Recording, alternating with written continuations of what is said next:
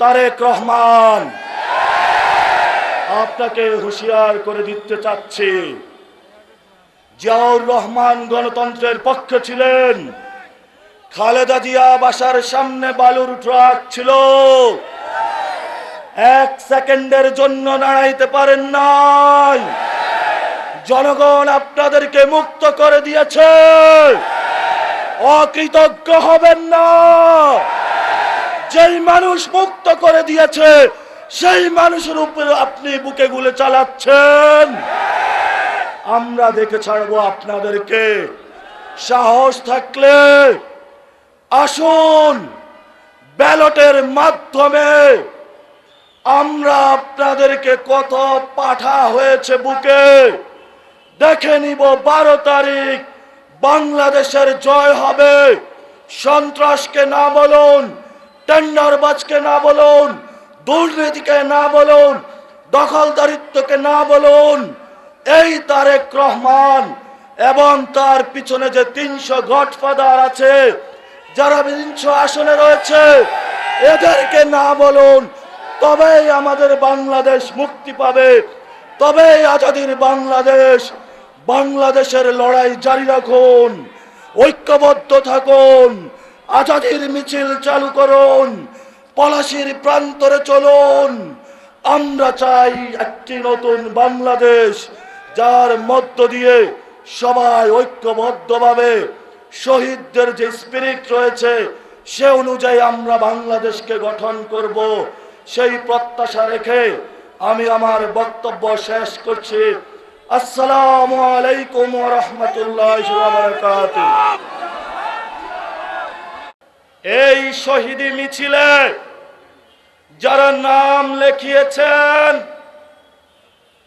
24-এর 2000 শহীদ, আমাদের এই 8 আসনের যিনি সংসদ সদস্য পদপ্রার্থী হয়েছিলেন শহীদ ওসমান হাদি, এই শহীদি মিছিলে নাম ছিল 28 অক্টোবরে, যাদের লাশের উপরে মৃত্যুল্লাস করা হয়েছিল।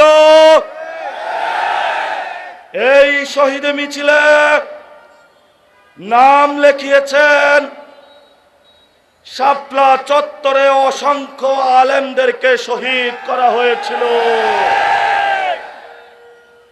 তোমরা বাংলাদেশে সন্ত্রাস করবে, আমরা 18 কোটি বাংলাদেশী জনগণ যতদিন জীবিত থাকব এক একজন করে শহীদ হব। আমরা সন্ত্রাসের সাথে আপোষ করব না।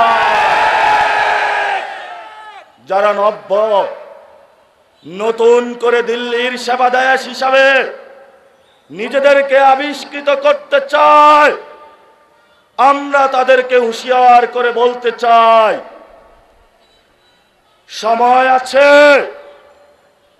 শেখ হাসিনা থেকে শিক্ষা নিন। শহীদি মিছিল তারা বড় করেছিল, আজকে এই শহীদি ভূমিতে আমরা আছি। শেখ হাসিনা ভারতে পালিয়ে গেছে, আমরা ধৈর্য ধারণ করছি।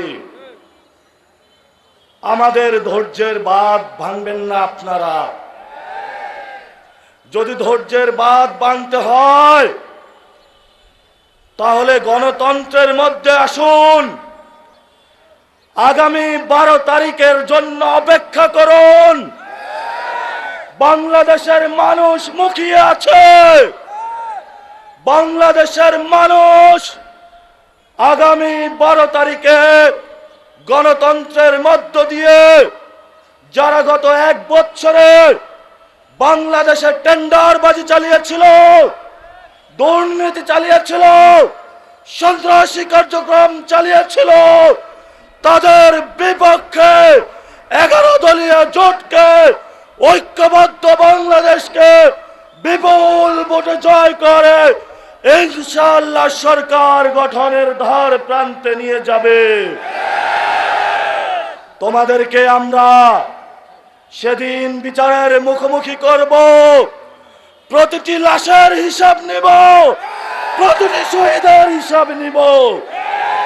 আমরা শহীদ হতে প্রস্তুত আছি। আমরা এক আল্লাহ ছাড়া কাউকে ভয় পাই না। আমরা আজাদির পক্ষে, তোমরা গোলামির পক্ষে। আজাদির মিছিল চলবে চলবে।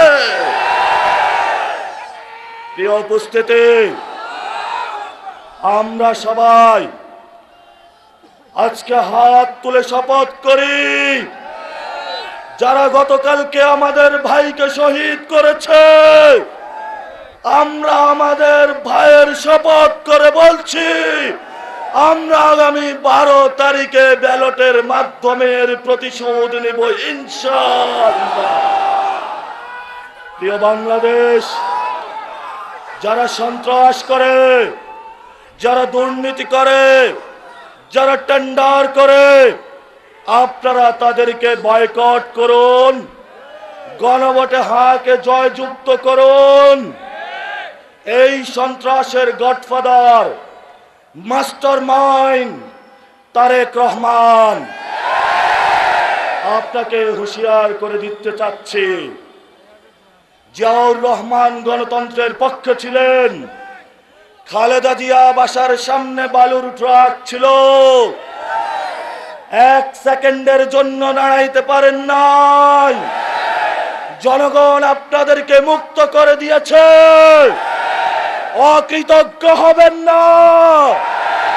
যেই মানুষ মুক্ত করে দিয়েছে সেই মানুষের উপরে আপনি বুকে গুলি চালাচ্ছেন। আমরা দেখে ছাড়বো আপনাদেরকে।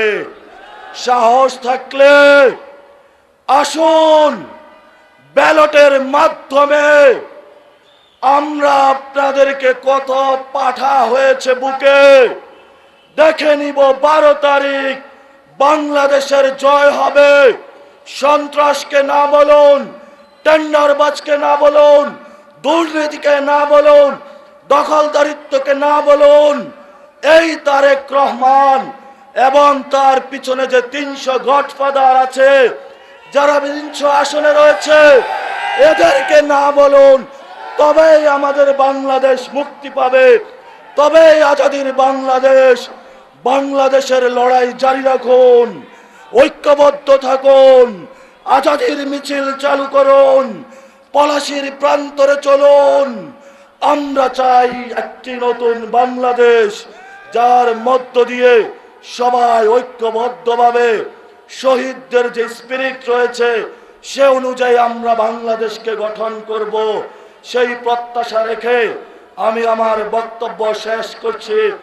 আসসালামু আলাইকুম ওয়া রাহমাতুল্লাহি ওয়া বারাকাতুহু। নাম লিখিয়েছেন, শাপলা চত্বরে অসংখ্য আলেমদেরকে শহীদ করা হয়েছিল। তোমরা বাংলাদেশে সন্ত্রাস করবে, আমরা 18 কোটি বাংলাদেশি জনগণ যতদিন জীবিত থাকবো, এক এক একজন করে শহীদ হব।